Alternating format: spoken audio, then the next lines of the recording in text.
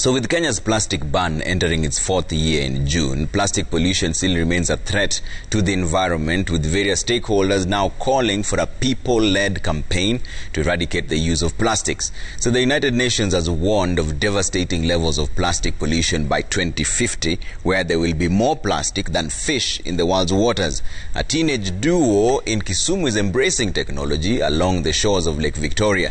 Their approach is to incorporate the younger generation into the restoration of Africa's largest freshwater lake, as Laura Otieno reports.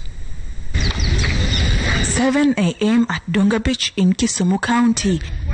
Fishermen slowly drift ashore after an overnight fishing expedition. 50-year-old Bernard Ndege is back after 6 hours in the water. His catch, 2 fish. The fishing business, he says, is a pale shadow of its former self. Tena zamani zilikuwa mbuta ilikuwa kubwa. Hata omena zilikuwa nyingi. Naona. Lakini siku hizi hii neti hii imekuja hii ya nini ya omena.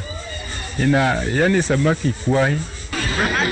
Fish stocks in Lake Victoria have been on the decline since 1987, with improper and illegal fishing methods contributing to the alarming drop. However, as Bernard tells us, the situation has over the years worsened, with plastics emerging as the Grim Reaper, threatening to deal a deadly blow to the already crippled sector. Yani ukitega, kama ndoano ukitega, ile nini hook, ukiweka vitu samaki ya kule, ndio unasika tu hii nini plastic. In 2017, Kenya introduced the phased ban of plastics in the country. On 5th June 2020, the ban extended to outlaw usage of single-use plastics in protected areas such as forests, beaches, and conservation areas. At Dunga Beach in Kisumu, the presence of hotels dotting the shoreline has slowed down the rate of implementation of this ban. According to a 2015 study by a team of scientists from Uganda, 20% of fish samples drawn from northern Lake Victoria contained microplastics. The most common types included disintegrated particles from sponges, silicone rubber used for coating electrical cables, and polythene bags. At this facility, we meet 15-year-old Michelle with a 13-year-old brother Jeremy. There's not much data on plastic pollution. Today is a busy day as they work with their mentor to finalize the prototype of a mobile application that will assist them in their quest to eradicate plastic pollution in Lake Victoria.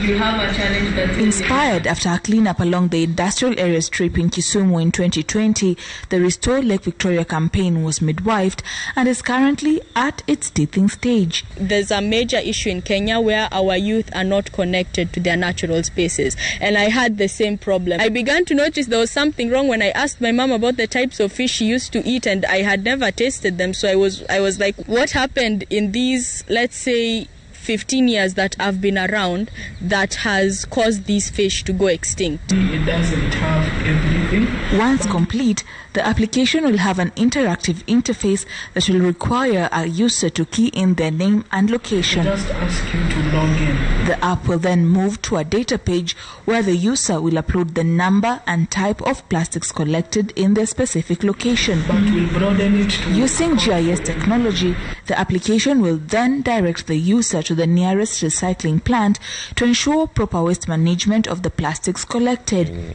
We just did a mock-up. With support from the Kenya Marine and Fisheries Institute, the mobile application is expected to be on the Google Play Store and Apple Store by January 2022. Most of the people out there who are campaigning for environmental change are the younger people, because if you teach them that the environment is important, they'll catch it very fast and they'll understand the role of everything.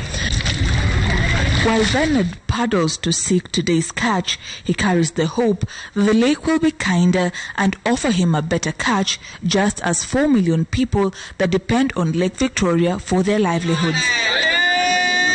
The United Nations Environmental Programme has sounded a warning bell, alerting the world to a possible scenario of having more plastics than fish in the world should the current trend of dumping plastics continue. Normally in waters you have more plants than even in the terrestrial world. We call them phytoplankton, and they produce almost half of the oxygen you consume. So if you destroy the oceans, if you destroy the waters, we are destroying our livelihood. It's our time to go out and decide what we want our future to look like. So you should think, like, what do I want Kenya to be when it's a developed country? Do I want it to be the place with a dead Lake Victoria, or do I want it to be the country that managed to develop without destroying its natural resources? With plastic pollution threatening the biodiversity in the lake basin, community intervention has been touted as the best way forward to ensure that the community puts in place measures to preserve the Lake Victoria.